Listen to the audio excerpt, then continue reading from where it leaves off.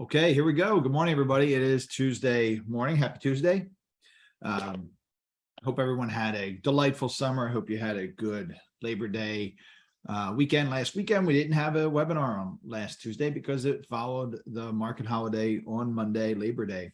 I hope you're okay with the break from us. We're going to talk about headlines today. Obviously, the big headline today is the inflation.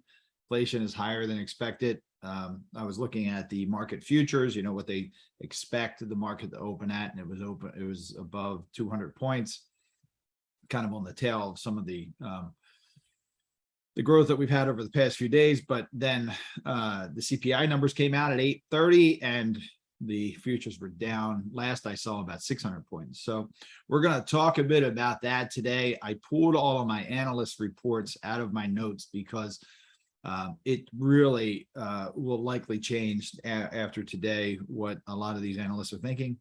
So you know, it's a drag. It really is. I'm disappointed, and I just want to make sure I have the right chart as I'm looking. I don't want to confuse anyone. Yeah, including myself. But I'm just, it's 10 o'clock, so let's get started. So I want to remind everybody that you are muted. Let me go back to my beginning here so I don't forget anything. I want to remind everybody that you are muted, and of course you're being recorded, and there is a Q&A at the bottom of the screen. And if you're joining us on YouTube, we have a lot of folks who find this webinar on YouTube now or through the emails. Make sure you hit the subscribe button, the like button, and the notifications. That really helps us get the word out. And I appreciate that. So we'll talk about that again as we cut over to financial planning. So as we always do, we talk about some headlines. We have some Ed Slott group updates. There were so many. I don't know if it was just some information, there's so much information that's coming in, or the fact that we took a week off. But there were so many good Slott updates that I could only really choose two because I don't want to go too long with them, that I wrote myself a note. I'm going to do a series of videos just for these Slott updates because there's some really good ones in there. So I picked the two best ones that I think will apply to you folks or that will benefit you. But there's a lot of good stuff this week. All right, we talked about your muted Q&A, your chat is disabled, and of course you're being recorded. We've got a lot of things coming up. So we're in the middle of a class series right now. So we started last Thursday, the Changing World of Retirement Planning classes. We had a good amount of people joining us as always. Many of you, some of you are back for the 4th, 5th, 6th time in this class. That makes me feel good because it means you're getting something out of it every time. Some of you who join us all the time on these webinars. So education is just so important, and repetition. One of the things what we're going to be talking about today is in our financial planning topic is part of investment fundamentals. And I mean fundamentals. This is very basic. If you're tuning in today to talk about or to hear about details about investment strategy, that's not the call today. We'll have those calls, right? Especially if you're a client. But today in this series, and I keep adding to it. I think we're up to 6 weeks now. We talked about asset allocation last week, different types of asset allocation, and I want to talk about that today with you because I thought that was BlackRock published their capital market assumptions. And I'm going to talk a bit about that, but so last week we talked about asset allocations, different types of asset allocations, different strategies. Today we're going to talk about active management versus passive management and what that means.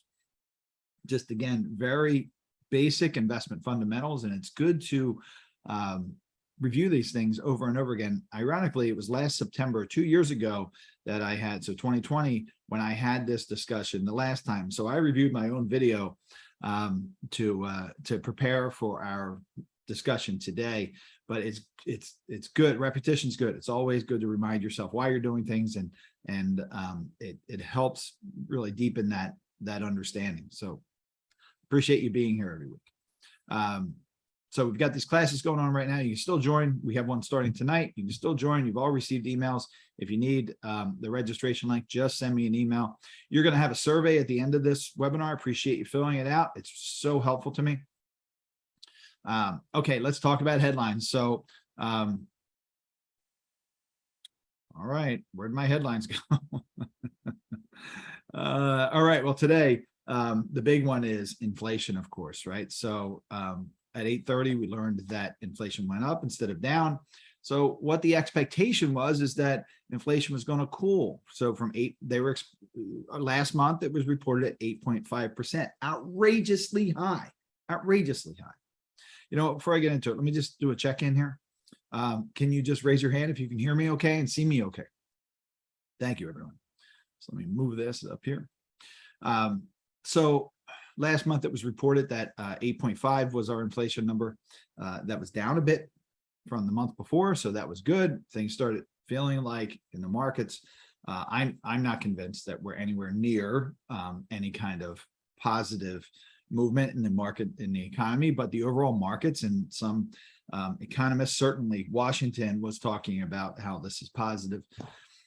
The expected expectation was that the consumer price index, or inflation, would decline to 8.1, while it came in as an increase to 8.3. Why is that a big deal? It's a small amount because gas is down significantly. We're all seeing that now, where I think gas is down. I guess the type of fuel is down either 10 to 20%. That means that many items, the majority of other items, increased, and mostly food. That was a big increase, but I'll actually share it with you in a moment. But it's troubling for the markets for many reasons, and one of them is it's kind of a perfect storm for retirees, right? So there was an article I read or watched today, or a piece, maybe I think I read it, talking about the Hard Rock Cafe, and the Hard Rock Cafe is greatly increasing the wages. They told us, for their employees. For many people, it's a doubling of wages. So that's really great, you know, as long as they can sustain it. And then what's going to happen with other people in those industry, or in the hotel industry? Does that mean they're going to have to raise their wages as well? And obviously that's going to increase costs, but you know, that's part of the reason we see this inflation. But retirees aren't experiencing that, right? So if you just recently retired, or you've been retired even for a little while or for a long while, you're not getting these wage increases. But what you are getting is you're getting market volatility. You're getting declines in the broad stock markets and bond markets. And you've been told that we use bonds to offset the risk of stock, and you're not seeing that work.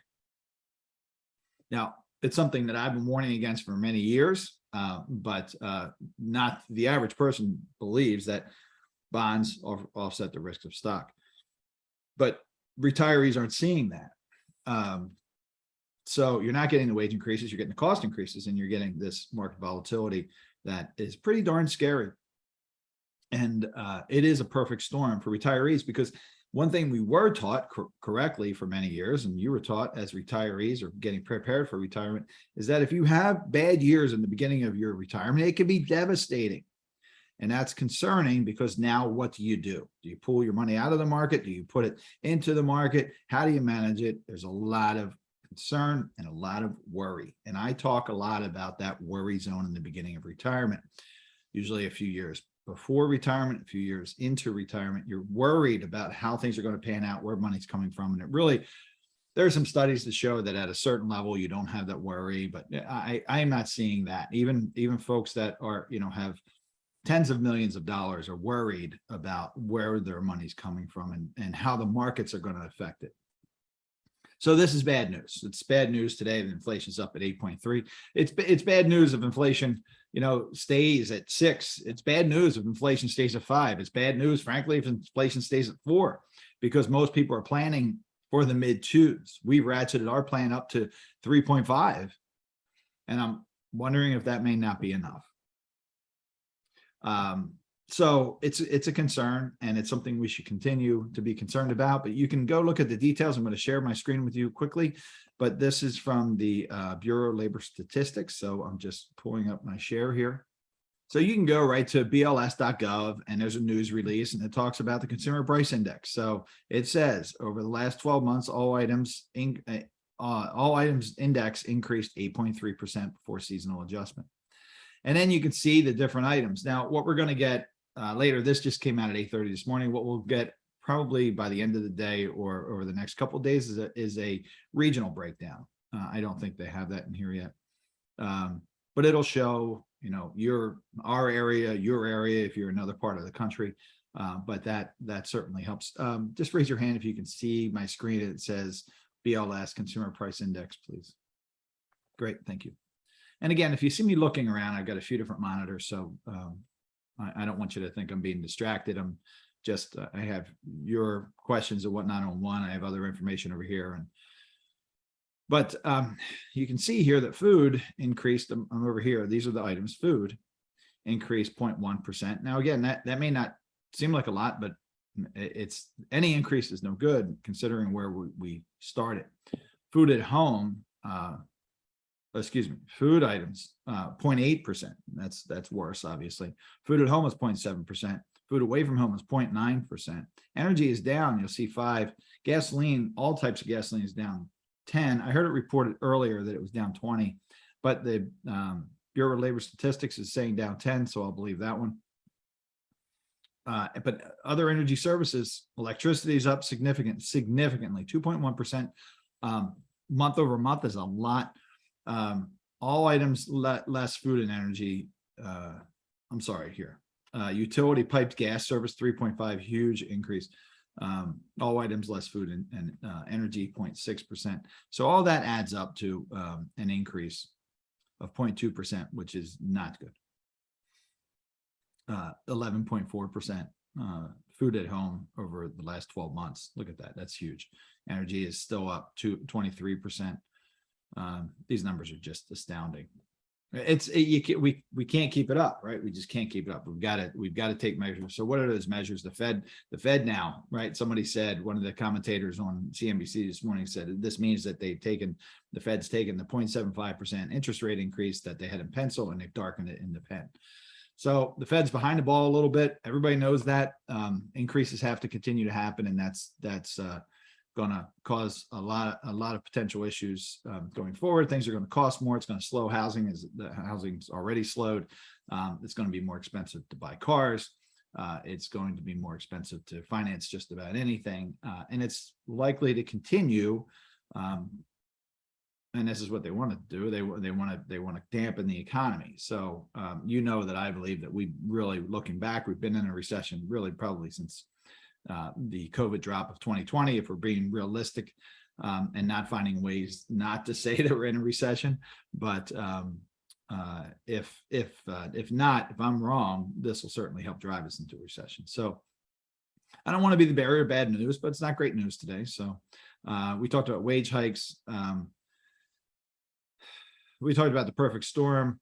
We talked about recession. So we'll get back into the markets in a moment, but I want to talk about these Ed Slott updates. And just before I move on, let me see if there's any questions. Okay, no questions. Good. So I'm going to share my screen again. You got a couple really great things here. So tell me, these are my notes. So just again, raise your hand for me if you can see my screen. It says Ed Slott updates. It starts with limits on of ERISA spousal protection. So again, I share these with you so you can read along with me. And I noted up here, this article talks about ERISA, and I want you to know what ERISA is. That's the Employee Retirement Income Security Act. So that governs retirement plans, not IRAs, but retirement plans. A lot of the fiduciary rules that follow IRAs follow ERISA, because ERISA has some really strong fiduciary requirements, which is a good thing. So I want you to know what ERISA is. So this is from Ian Berger. We've had Ian on webinars before, and this just came out yesterday. So I love these. These are reports from recent court cases. I can't wait to dig into that next month when I'm in Las Vegas with Ed and his team. But a recent federal court case from West Virginia illustrates that the spouse of a 401k participant usually has no right to prevent the plan from paying the participant a lump sum distribution. So he's going to talk about the facts in a second. I'm right here. Now I'm right here. In Gifford versus Burton, Mr. Gifford, his name was omitted in the decision, was an optician at Walmart and a participant in the Walmart 401k plan. He was married to Sarah Gifford, who was his sole beneficiary under the plan. In February 2021, Mr. Gifford received a distribution of all his 401k funds and deposited those funds into an IRA. Really common. He rolled over his 401k, put it into an IRA.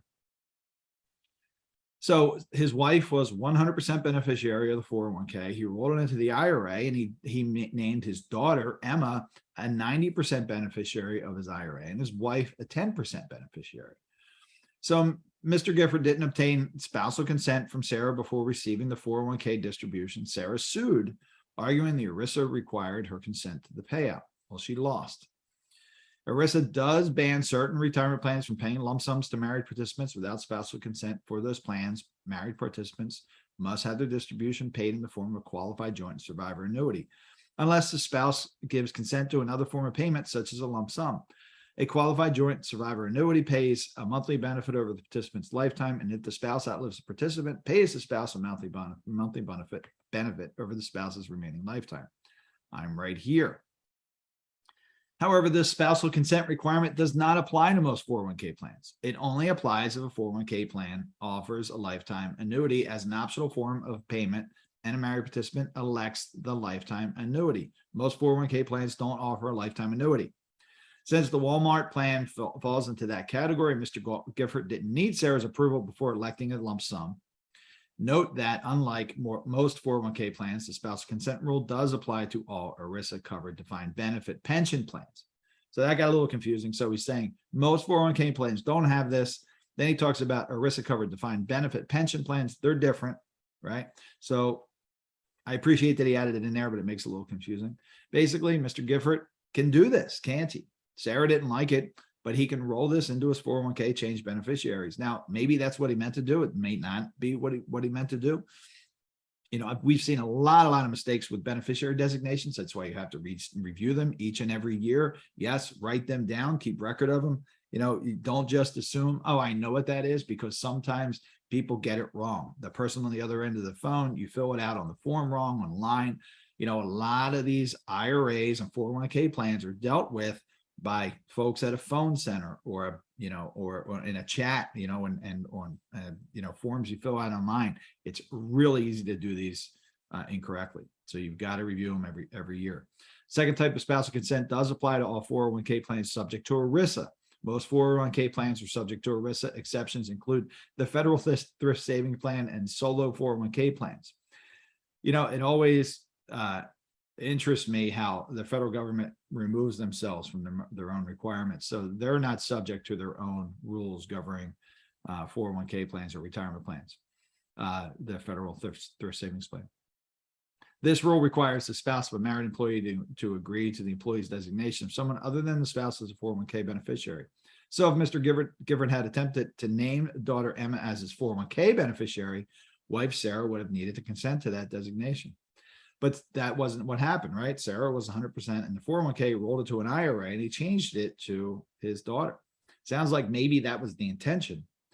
This beneficiary rule does not apply to most IRAs, since IRAs are not subject to ERISA. So in most states, a married IRA owner can name anyone he wants as a beneficiary without first getting spousal consent.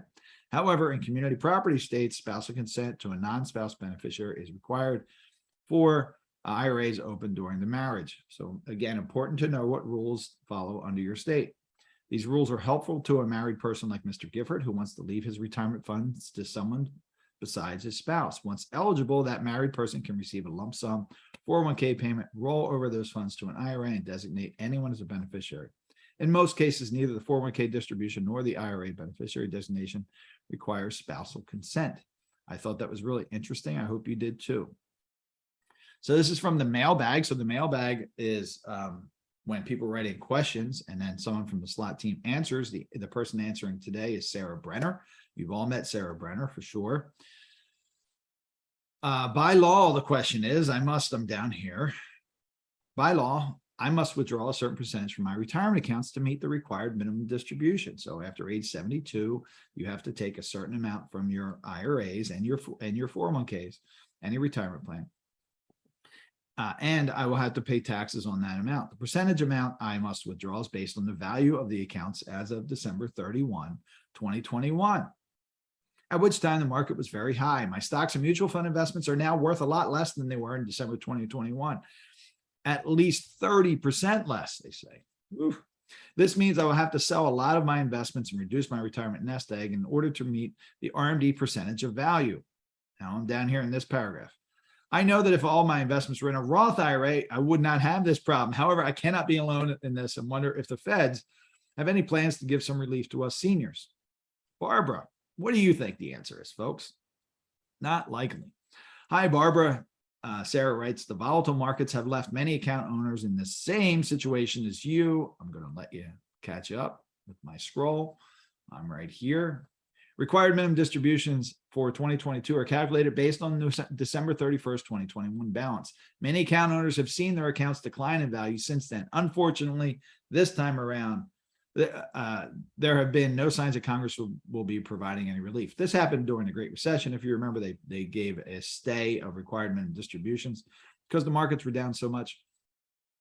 Folks, it's September 13th. It's not going to happen this year. One possible strategy that may help is to take your RMD in kind. This is a really good recommendation. This is allowed. You can simply transfer the stock from your IRA to a non-retirement brokerage account. She's saying, and most people don't realize you can do this.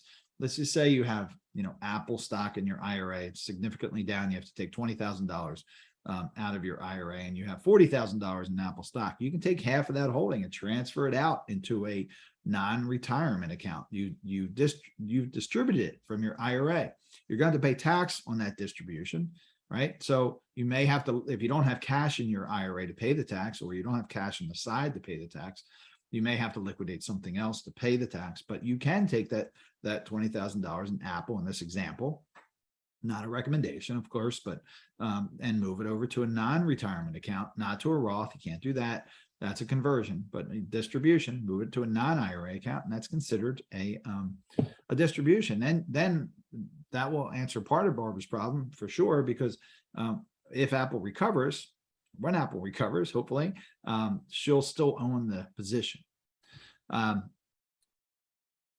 Your RMD will be taxable, but in the future, the stock may rebound, as Sarah says, and you could reap the benefits outside of your retirement account right here.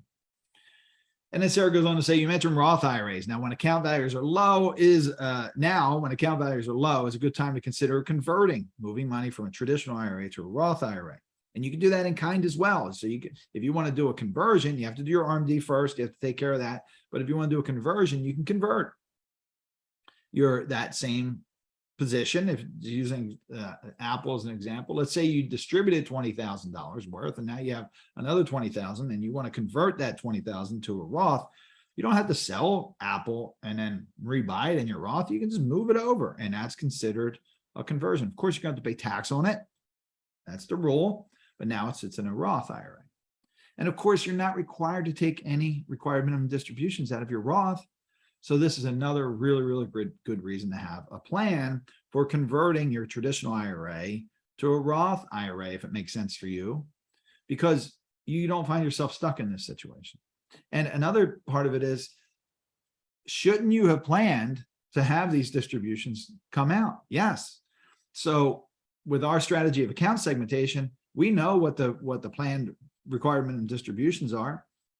We make sure there's cash available in those accounts so that this doesn't happen, so that you're not selling into a down market for either what you need or what you must take out given the IRS requirements.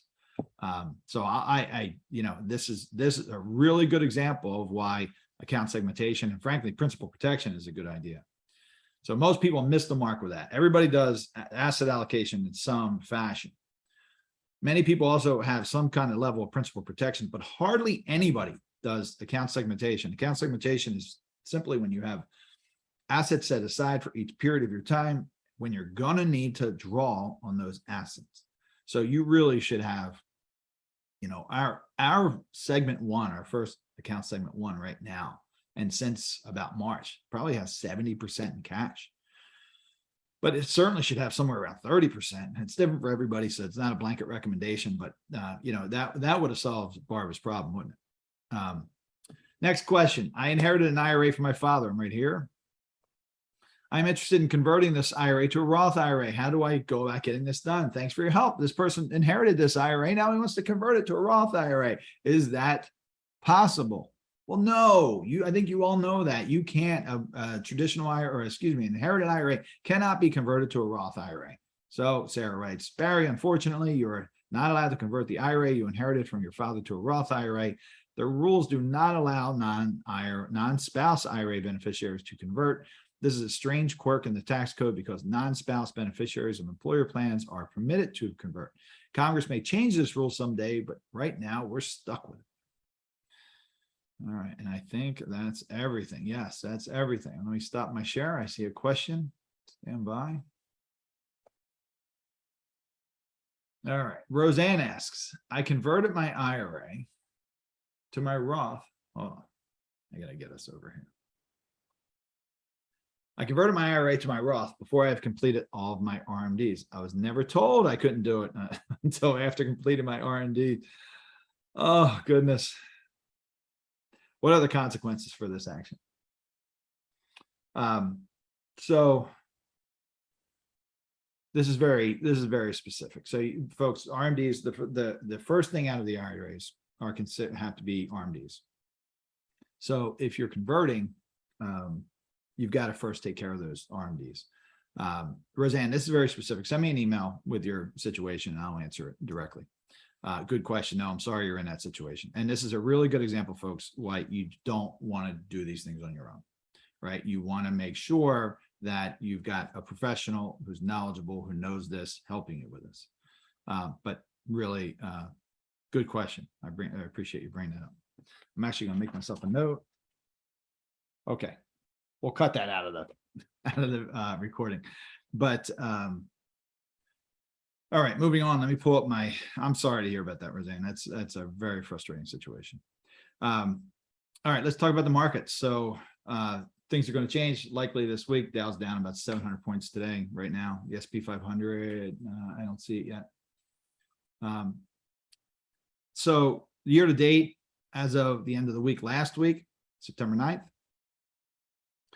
the Dow Jones Industrial Average was down 10%, a little over 10% for the year. The S&P 500 was down about 13.7. NASDAQ was down 22. The world index was down 17.96. The emerging markets were down 19.24, just down to that, right? So year to date. However, the up last week, the Dow Jones was up 2.72. The S&P 500 was up 3.68. I'm sorry if I said that the wrong way. Those numbers I gave you were year to date. NASDAQ was up 4.15 and the world index was up 1.16. It's likely wiped out at this point, or will be probably in the next day or so, unless something magical happens and we get, some kind of news. I don't want to be pessimistic. That's just, look, listen, this increase in inflation is a big deal. Most frustratingly enough, bonds were down again last week, 0.70%, down 11.56 for the year. And that's, again, what I say. I still hear this. My entire portfolio is down. I thought my bonds, I had a 60-40 portfolio. My advisor, or I read Susie Orman, Vanguard, whomever told me that this was going to keep me balanced. That we've had quite a run in the bond market, and this is the toughest part of it. You've heard me say this is going to be these markets, I believe, are going to be a slog over the next year and a half, 3 years, maybe even 5 years, and the bond market is likely to be much more difficult beyond that. So it's challenging. You have to think outside the box, to use a cliche about how you're investing. Okay. All right. So I'm not going to, as I said, I'm not going to go into analyst reports today. I'm going to jump into our financial planning topic. So this is very basic. I hope it's informative.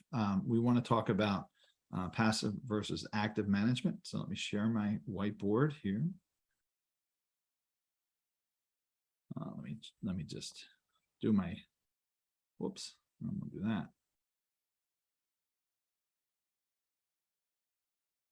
I'm just make some adjustments for us. All right, I'm going to share here. So now if you're watching, all right, so raise your hand if you can see my whiteboard. And this is financial planning topic, investment fundamentals, passive versus active management. Thank you. So if you're just joining us now, because we have been sectioning off this financial planning topic. So if you're just joining us via YouTube for the financial planning topic, I have to ask you, please hit subscribe and like and the notification so that you're always notified, and feel free to leave comments. That's always kind of fun too to see. But again, this is investment fundamentals. So we're not going to get into really deep theory about, passive investing versus active investing or exchange traded funds.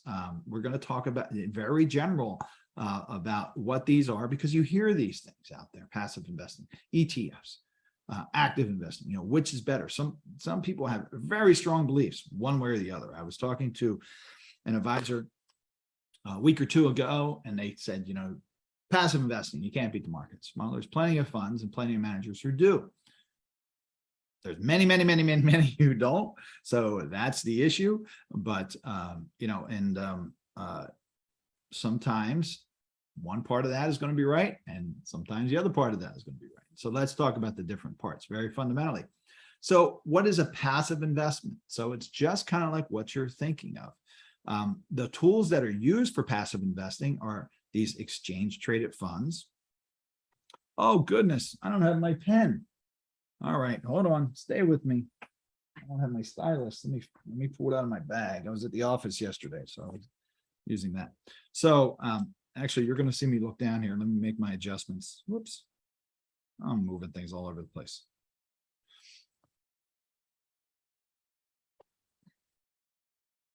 You're going to see me look down here. I just like to move my pad down here so it's easier to draw on. So these exchange traded funds that you see have become really popular. So this is a form of passive investment. So passive investment means this is simply, it's an investment that's tracking something. There's fundamentally no active management. Nobody's making buy and sell decisions on this investment. Whether it's tactical or strategic. We talked about that in our last webinar last week, and we talked about different asset allocations and how the asset allocation managers go either strategic or tactical, very fundamentally. Oh, I have to go back and share, if we have time, I'll share the capital market assumptions from BlackRock, because I passed over that. I think they're fascinating. Passive is really just, okay, I'm going to invest in an index, or I'm going to invest in a sector, or I'm going to invest in a commodity, and I'm going to let it go, and I'm going to let it be followed. So it could be an exchange traded fund. You hear about these ETFs or index funds. Index funds kind of preceded, certainly in this country, ETFs.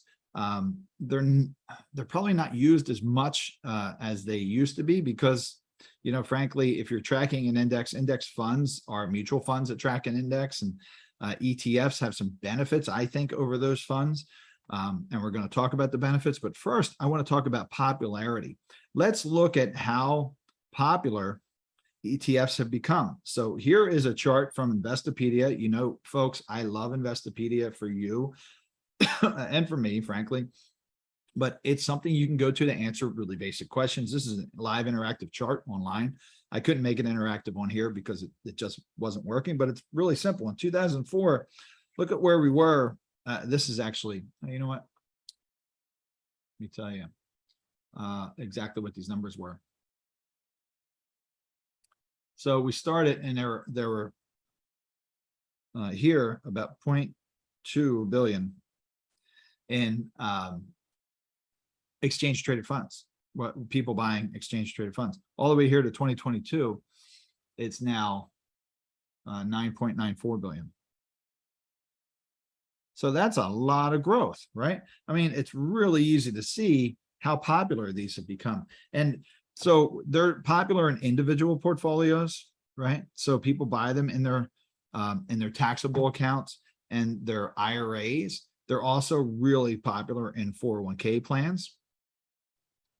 And you can just see how popular they've become. And there's a couple different reasons for that, because ETFs, first of all, the fees are really low, right? So the average fees range at about so this is 0.03%, right, to about 0.8%.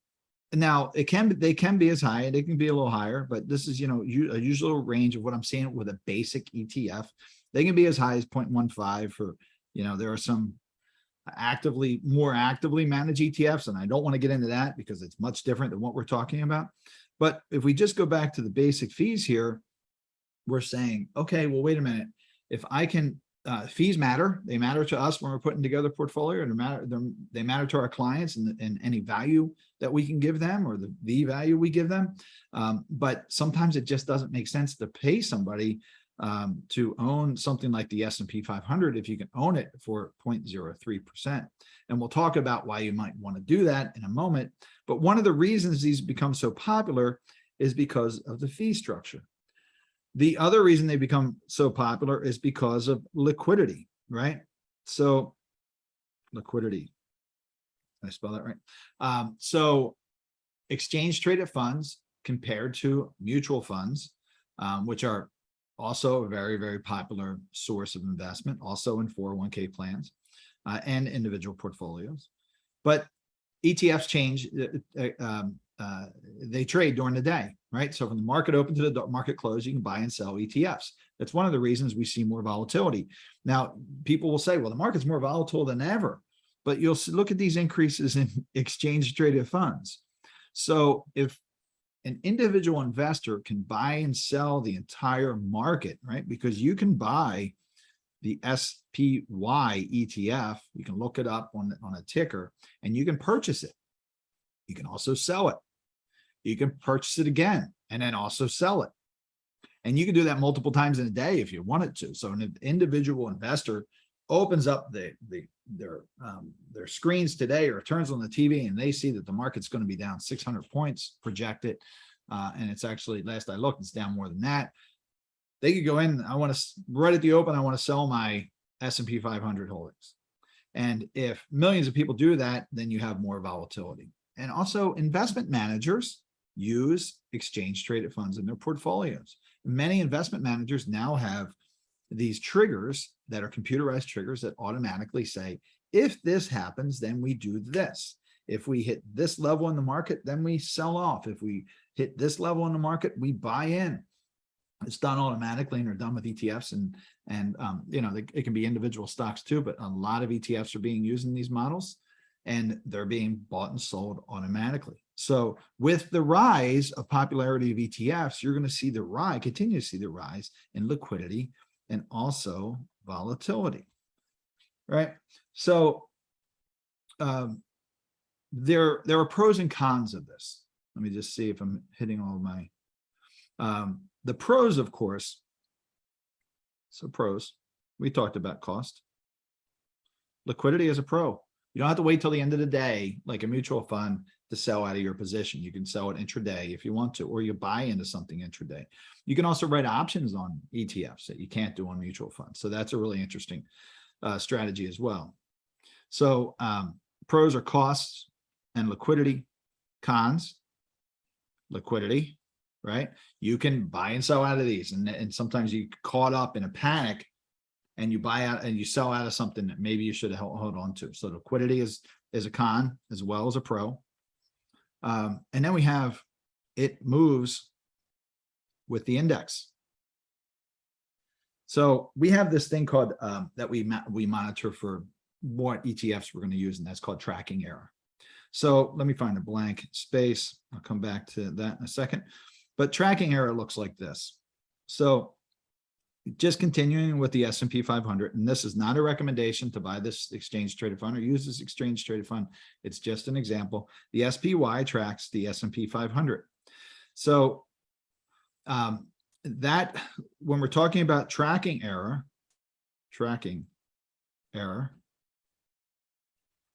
what we want, if we're buying an ETF to track the S&P 500 or gold or real estate or whatever you want it to do, if the S&P 500 starts like this, it is 9. Well, it doesn't matter. If it starts here and it kind of moves like this over a 12-month period, hopefully, and that's your black, right? So this one's in black, and let's just change up the color here so we can track it. Where's my color? Hold on. Let's make this one green. So if the SPY is your exchange traded fund that tracks the S&P 500, well, what you want is you want that to be very, very close to what's happening with the S&P 500, don't you? Because if it's not, and there's a study that's well, several studies, but there have been studies that show that depending on the ETF, it can have a difference. That's the symbol for difference, right? But let's just call it difference of plus or minus 5%. Well, we don't want that when we're investing with an ETF, because if we end up minus 5% in the SPY compared to where the index was, well, that's no good. If we were plus 5%, nobody would care about that. Everybody would love that. But it's unreasonable, unlikely that you're always going to be above the index in the ETF and not below it. Usually when your tracking error is 5%, you're going below and sometimes slightly above, but that's not what we want. So we have to be concerned with tracking error. The other thing you have to watch out for is, this is a fine line, but if we're talking about 2022, the S&P 500 looks more like this, doesn't it? So now if you own the SPY in 2022 and you've got that really nice tracking error, that means you're down. Let's read it. Negative about 14% right now. So you get 100% of the upside, you get 100% of the downside. That may be something you're ready for, it may not be something you're ready for. Now, since we're talking about the S&P 500, let's talk about that for a minute, because that is passive management in a nutshell. And if we look at the S&P 500, since we're talking about it, these are the components of the S&P 500. Let's make this so you can see it. They're the top 5 holdings of the S&P 500. We have Apple, Microsoft, Amazon, Tesla, and Google, right? These are the symbols all the way up. This represents 20+% of the S&P 500, the top 5 companies, right? Because it's a weighted index. So you may not want to own, these are all tech companies, aren't they? You may not want to be that tech heavy. You might think, well, I don't invest a lot in the NASDAQ because that's a tech holding, but you may not realize that the components of the S&P 500 is just as tech heavy. Not saying it's a good thing or a bad thing. It is what it is. So, and this is as of close of business yesterday. So don't pay attention to this. I guess that wouldn't be, I don't know. I'd have to check that date, but don't pay attention to this. It's just a snapshot in time. This may have been actually from this morning when I grabbed it. But the important thing is the weighting. So you may or may not want to be involved in each one of these positions in that level of weighting. So if you buy the S&P 500 as an ETF, it's probably a good idea to take a look at what's in the S&P 500 to make sure that they're companies you want to invest in and at that level. Now that takes us into active management. So what is active management? So active management for most people are mutual funds. So a mutual fund is a type of investment. I always explain it as it's an empty plate. It's an empty dinner plate or whatever meal that a fund manager or a manager team adds investment into, or so it's just an empty vehicle. Then you have this management team who buys stocks, bonds, commodities, whatever the drive is for that fund to get hopefully some positive returns for your investment. So the management team charges a fee. So we talked about the fees in the ETFs. Let's talk about the fees in the mutual funds. And this also includes not just mutual funds, but also includes SMAs. So they're separately managed accounts. So you might instead, if you don't want a mutual fund, but you want a separately managed account where you own the individual stocks and bonds or positions directly in the account, because mutual funds are pooled investments. If your mutual fund owns Apple, for example, in, then they own 10% of Apple. You don't own any shares of Apple. You own a share of the mutual fund that owns Apple. Some people don't like that. They'll say, well, wait a minute. I want to own Apple, and I want to own it directly in my account so I can decide if I want to sell it at some point or not. And you can often do that through a separately managed account. You still have a manager managing that account, but you own the individual positions. That's still active management.